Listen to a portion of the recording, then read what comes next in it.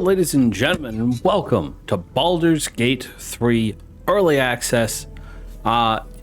If you guys have been following me for a while, and I mean a really long time, I think like a year ago, I actually did start playing this game on stream, but that was a really long time ago, and it wasn't very far along, and a lot has changed since then, so time to hop back into it. This is going to be a temporary replacement for our Pathfinder Wrath of the Righteous series, up until I catch up the new character, in which case this series will move to Saturdays, I believe I scheduled it for. So that way we'll have more content going forward with the channel. So let's go ahead and hop in. They've added a bunch of new classes to the game. I think we actually have almost all the original classes now. Not 100% certain, so don't quote me on that. I'll find out in a few minutes when we get to the character creation screen. The game does have voice acting, so that will be on.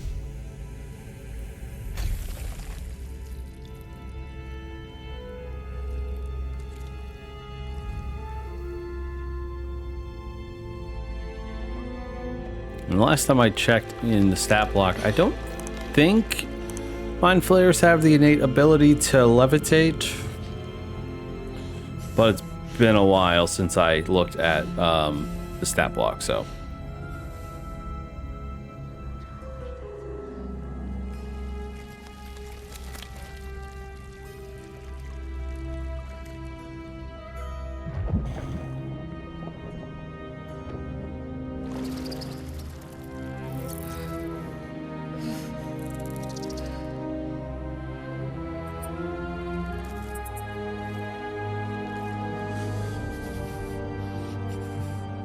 This is really creepy. Mind Flayers are probably one of the creepiest D&D monsters.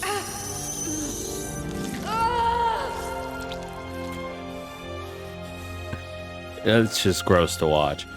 That's a Mind Flayer tadpole. Essentially what happens with the tadpole is they implant it in you, and after a certain amount of time, you turn into an illithid.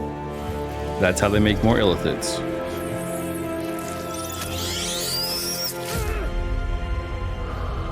There we go. Here's the stat block for a Mind Flayer.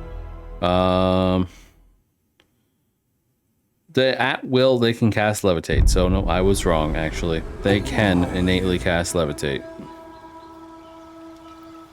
All right. First off, we are a male presenting character, because that is what I am.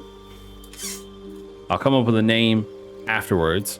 Our background, we are going to go with...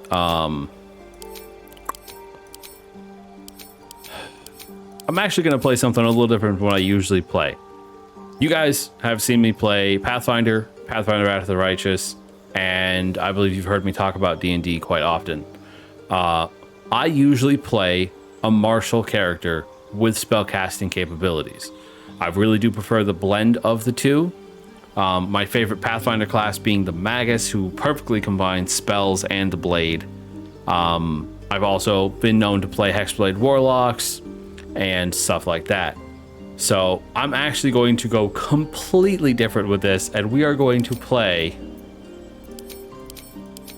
a high half elf. Take the Firebolt spell because it's a good one. And we obviously want to increase our dexterity and constitution since we already get a buff to charisma. Let's see if you guys can figure it out before I actually go all in on the class creation. Where to next? Let's hope the locals are friendly. Hells, something just woke up down here. Be wary. This place is... It's opened. There's magic keeping this chest sealed. I like that one. Feel its aura. A bit more of a ruggedly handsome face for this character, though. Nice deep brown eyes, and I want...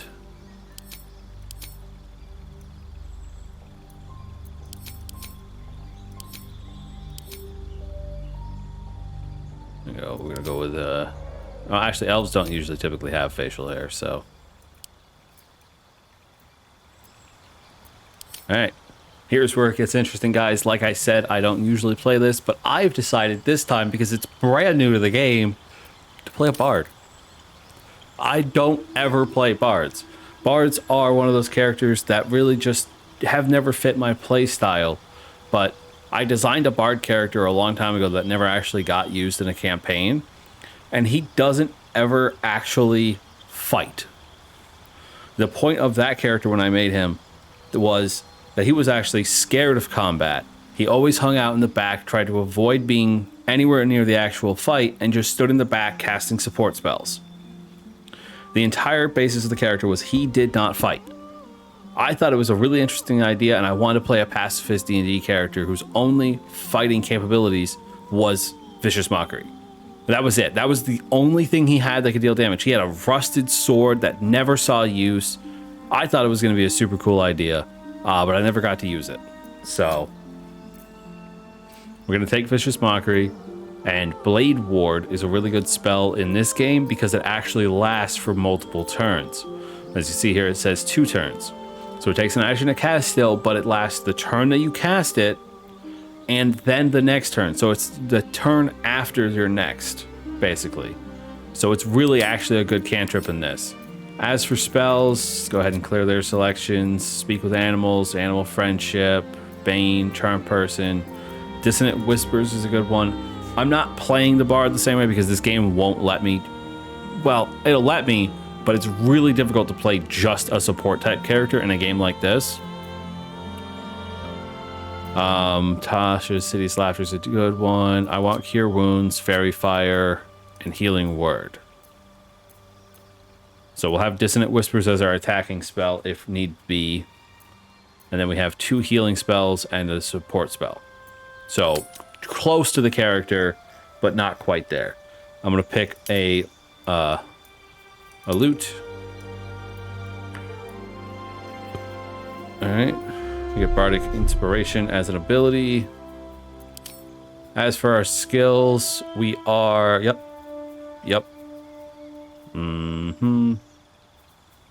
Deception. Don't need Intimidation. We are going to pick up Perception instead. Actually, our wisdom is crap, so let's not pick up perception. We'll pick up sleight of hand. You know, gotta distract them with music while I swipe their goods with the other. It's a fun character.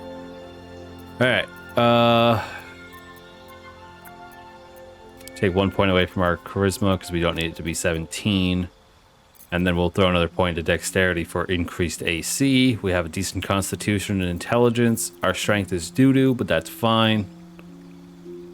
I think that's a pretty good build, guys. I need to go back and set the name, though. So that character's name... Oh, I cannot remember now, but he's still on my D&D Beyond. So let's go ahead and take a look at what I named him. If I remember correctly, I believe it was Alexander.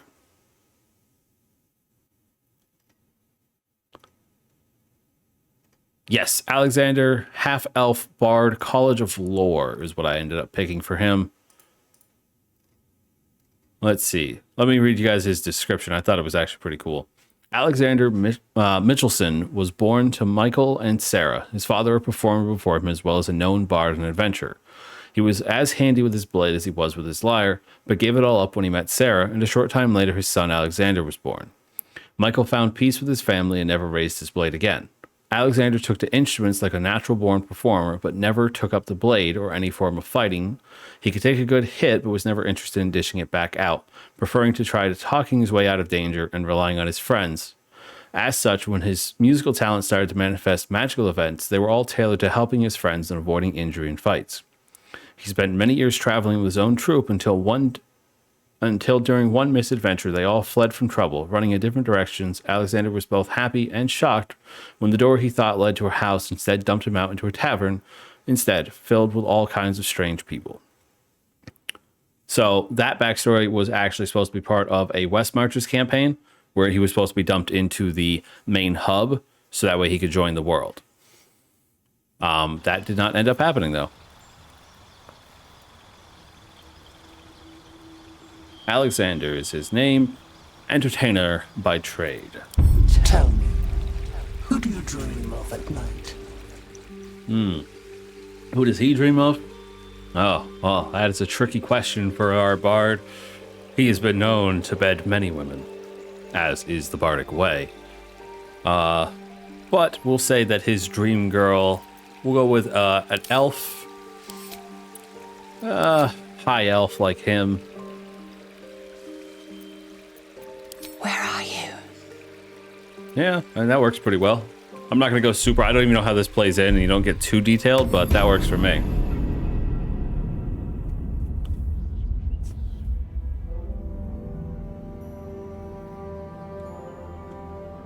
All right.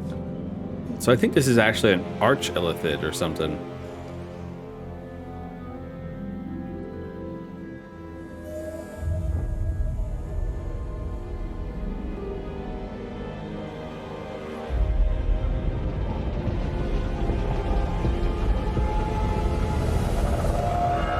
And we are inside of the Nautilid, one of their interdimensional ships, essentially. This is a ship capable of traveling between the different planes of the universe. So we're currently on the material plane, obviously above a city of some kind, most likely looking for more victims to turn into more mind flayers. Most of the time, a Nautilid will have an Elder Brain aboard, if they have any available. The Elder Brains are essentially the hive mind, the big brain behind the illithids.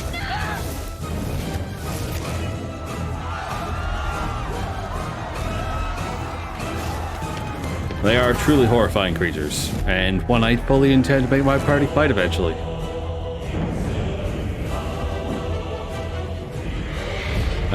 Another set of creatures capable of traveling between the planes. The Gith.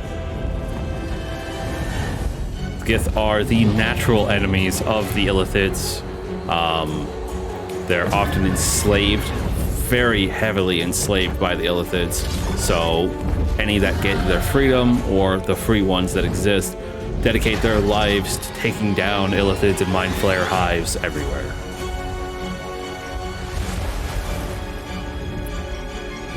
So they are very handy with blades, and I believe they're resistant to psionic abilities.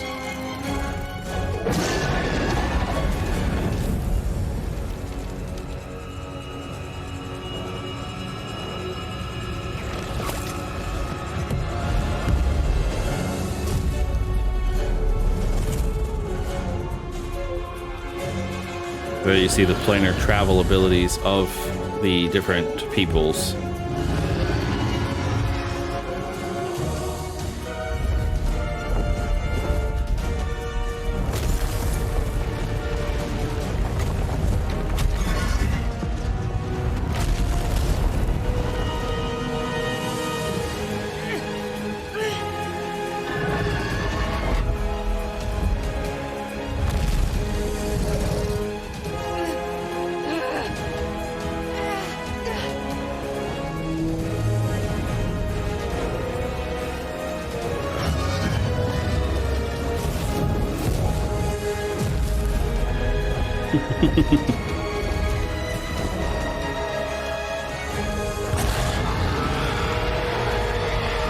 The graphics on this are gorgeous. Those freaking dragons look phenomenal.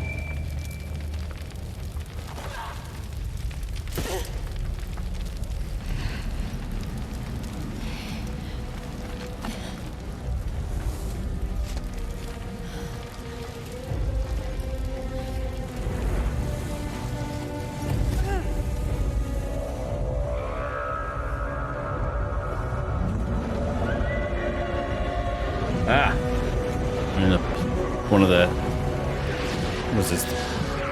Probably the plane of fire. No, actually, no. I think we're actually in Avernus. One of the 9 hells.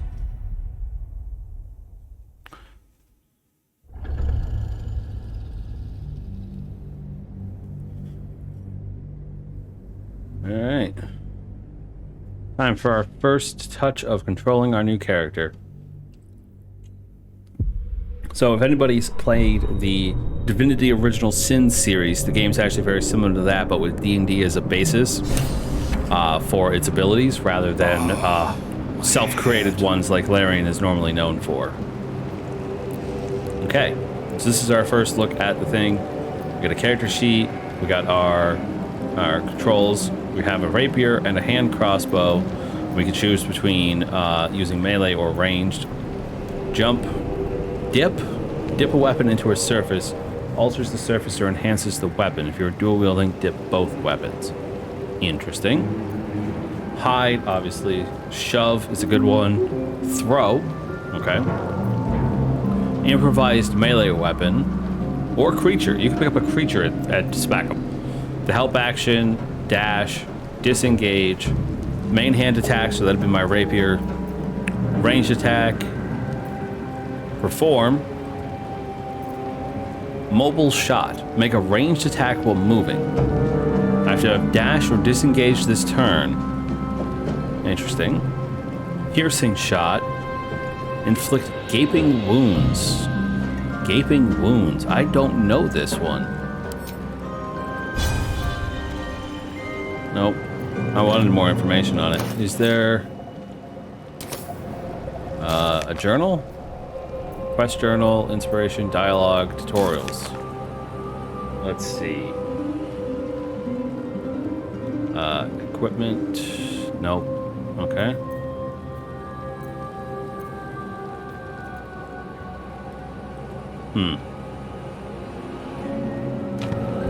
Maybe it's something I have to inflict on an enemy in order to be able to understand what it does. Weakening strike. 1d4 plus 3. Target enemy's hands with a non-lethal attack to deal 1d4 plus 3 piercing damage and possibly inflict weak grip.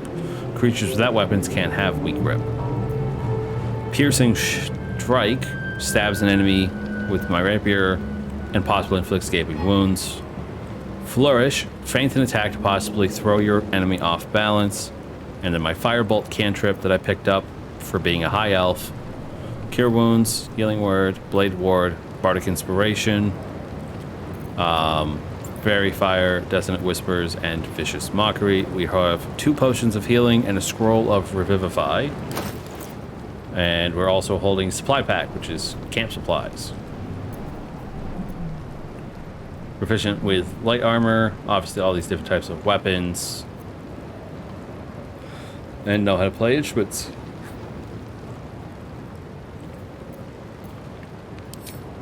This is our spell book. Also shows us all of our actions. Oh, inspect. That's how you do it. So let's see, what was it? Piercing shot. Attacks against this creature deal an additional 2 piercing damage. Okay, so if I inflict gaping wounds, I deal an extra 2 piercing damage with every attack.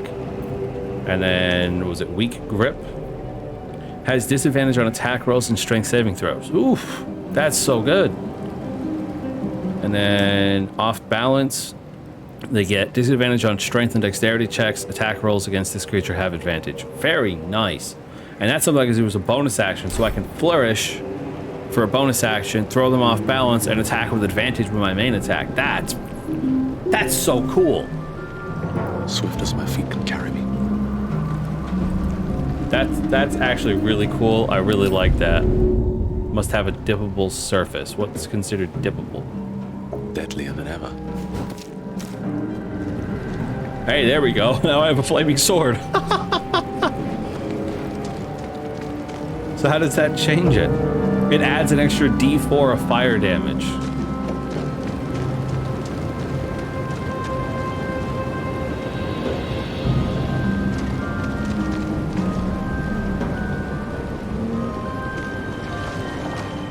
Okay. It doesn't last very long, but that's cool. If I know I'm about to get into a fight, I could definitely use that. NerdoKing? Am I in the hells? We are here. What the fuck was that? Neural apparatus. Oh, it's an elevator. We are trapped. Oh, this guy's talking to me? under operation.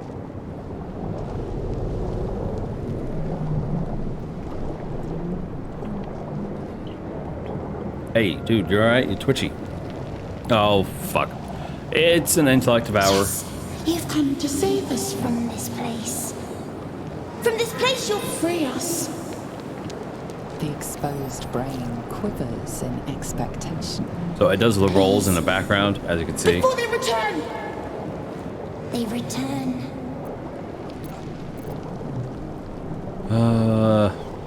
Who am I talking to? A man or brain? A newborn. Born new from this husk.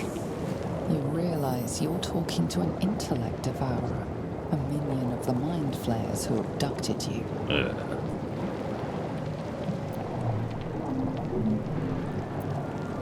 Yeah, fuck that. Destroy the damn thing. I ain't even gonna talk to it. Intellect devourers are disgusting creatures.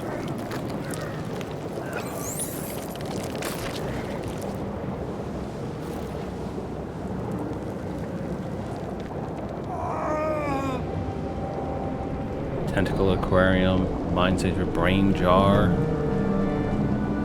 grease. Okay. I think that was the only thing up here. So let's just head back down.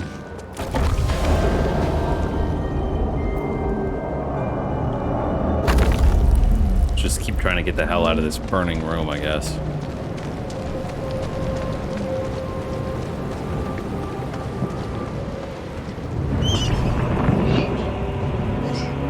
Demons and a dragon. Okay, so they're still fighting.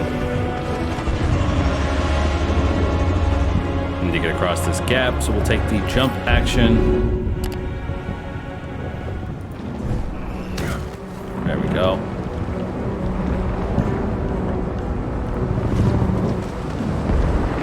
Can't get a first-person point of view, but that'd be super cool, actually. Journal, map. Yeah. In-game menu. Okay.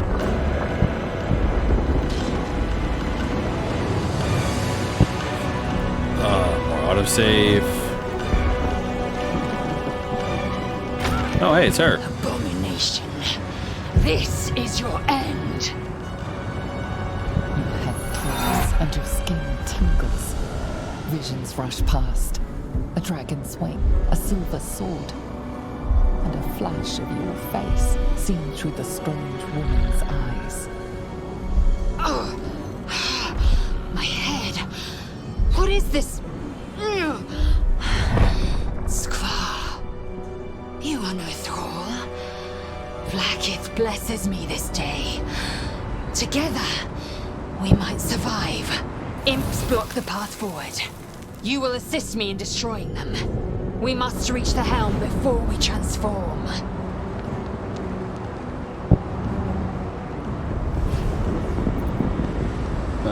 Okay, apparently I get a unique interaction because I'm a bard. Imps? Are we in the hells? Looks nothing like the poems describe. Now is no time for istic poetry. We are in Avernus. My kin have chased this gate ship here, and they will destroy it. Onward then. First, we exterminate the imps. Then we find the helm and take control of the ship. We will address the matter of a cure for this infection once we reach the material plane. Okay, as you say.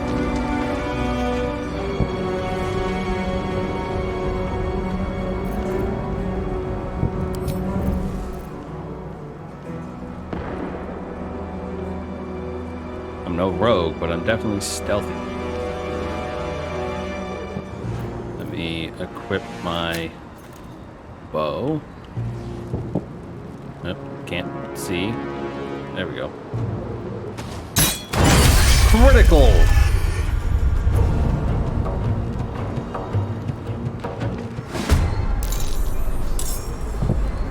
Alright. Characters in the same party that are next to each other in the initiative order can act at the same time. Combat happens in turns, yeah. Turn order, yup. Actions, yeah. Bonus actions. Movement bar.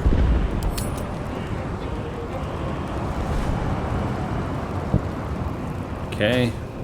Go ahead and get up here and then strike again with my... Nice.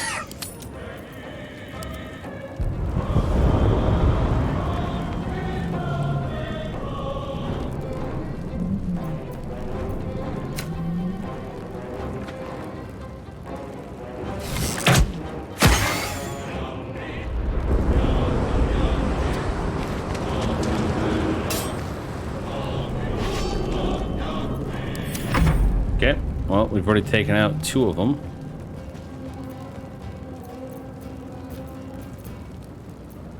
And barely anything really to do. Okay, melee and ranged weapons. Basically, I know how to play the game. The gameplay has not changed since this was released. You proved surprisingly adequate in battle. Now, to the helm.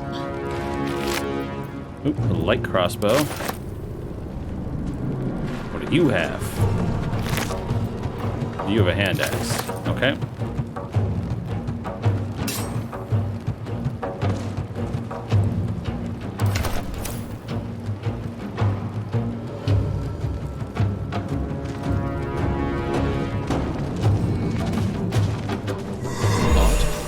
I feel better.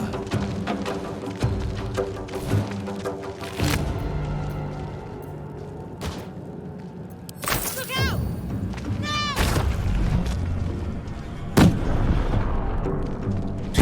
Rolled cultist.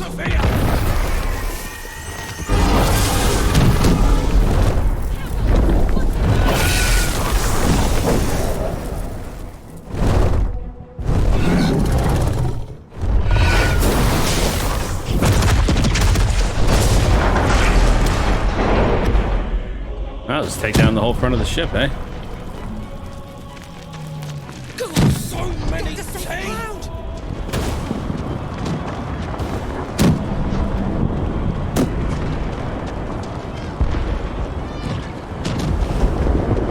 Light on my feet.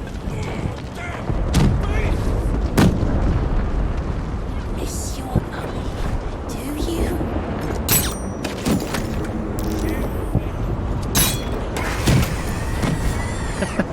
Apparently I'm stealthy as fuck, and these guys can't do nothing.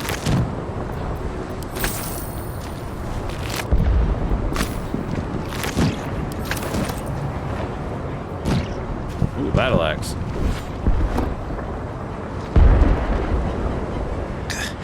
I'm a bit peaked, Mum. I think I'll go to bed early. The mind flayers have already enthralled him. Leave him, or we will share his fate.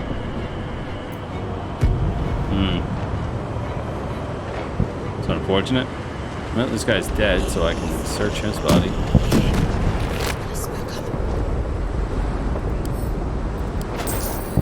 A mug. Okay. Mind flayers. Or intellect devourers, rather.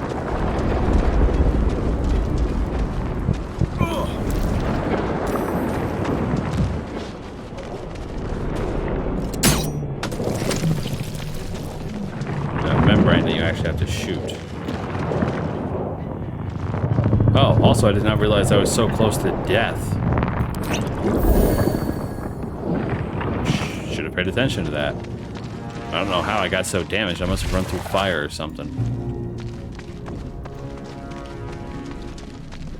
Ithic, back! Touch nothing without knowing its purpose. Well, that was pretty dumb, to be honest. Critical miss. Oh. That's annoying. Alright, I guess I'll end his turn.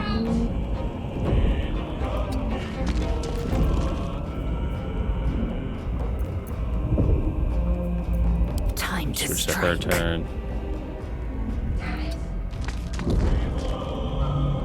What?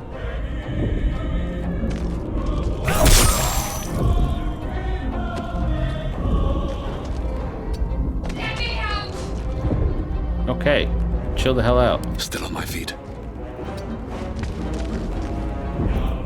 I will ascend. Yeah, I already done your turn.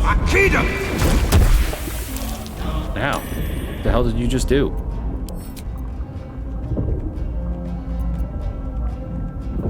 Acid splash. Let me out! Listen, if you don't stop asking for me to let you out, I'm not going to let you out.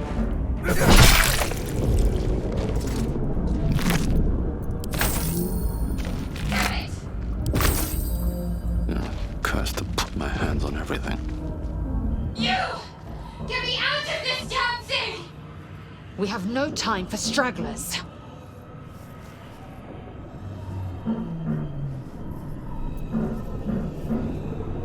Well, I mean, she doesn't look like a thrall, so... The construction is too alien. Nothing looks familiar. This ship is crashing. Do you intend to die for a stranger? Try that contraption next to the pod. They did something to it when they sealed me in. Hurry! Please! Next to this thing?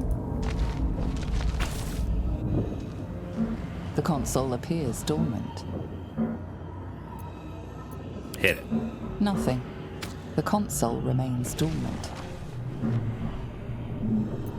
The mechanisms are completely unrecognizable at first. Spy an empty Then you socket. spy an empty socket. Okay, so there's something missing. Whatever fits in that socket must power this thing.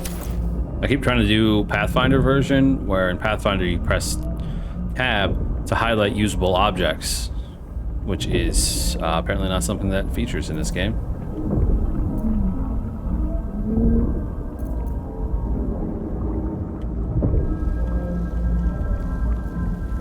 What's hiding here? Needs a key. Should mind my step.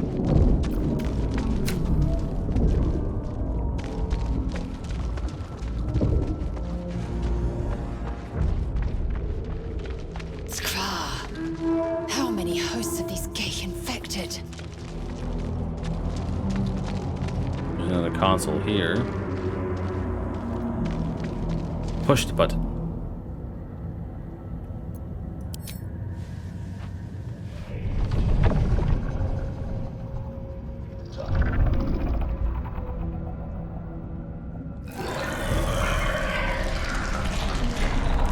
Someone tells me maybe I shouldn't have done that.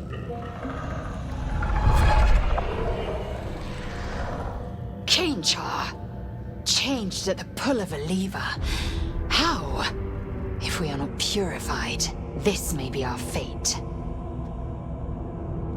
Corellin, preserve me. That cannot be our fate. That's gross. Oh, good, you have a key. And a single Fit goal. that chest.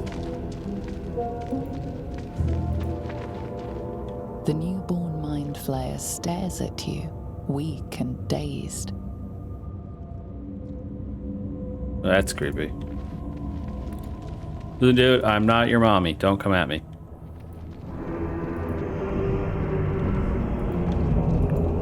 Okay, we'll check the chest, and maybe the chest has what we need to free her. Onyx. This might unlock those controls next to the pod. Okay. Maybe the Onyx. The console appears dormant.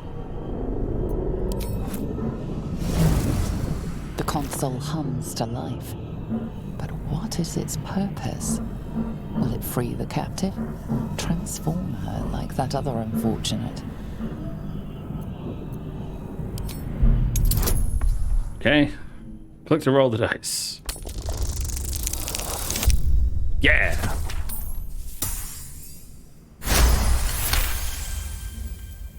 The pulsing glow and organic lines of the device make it seem more like a beating heart than a machine. This device is different from the one that caused the other captive to transform. Perhaps it will open the nearby pod. Interesting. It's great. Suddenly, you feel a hideous squirming in your head. A parasite. Then discomfort fades, and another sensation washes over you. Connection. authority. Oh. I don't know if I like that. Being implanted with a mind flayer tadpole is a fate worse than death, isn't it? So I have to roll the dice. Difficulty class 0, which means because I have the parasite in my head, it just works because I said so. I got a nat 20 on a 0 difficulty class. The mechanical brain of the console process your command and yield to it. A shiver runs across your mind. You feel sated.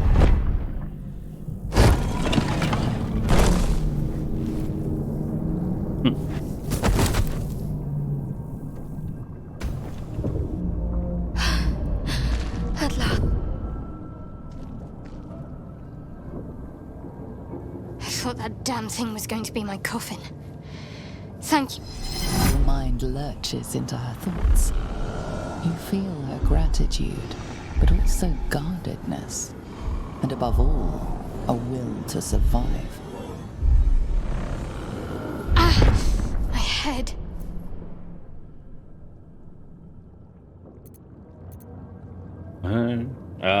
So that's weird. Alright, the illithid thing, that's weird as hell. I'm getting out of here. Follow me if you can keep up. Trust me. I'll keep up. Alright then, let's get going. I'm Alexander. Shadowheart. One moment.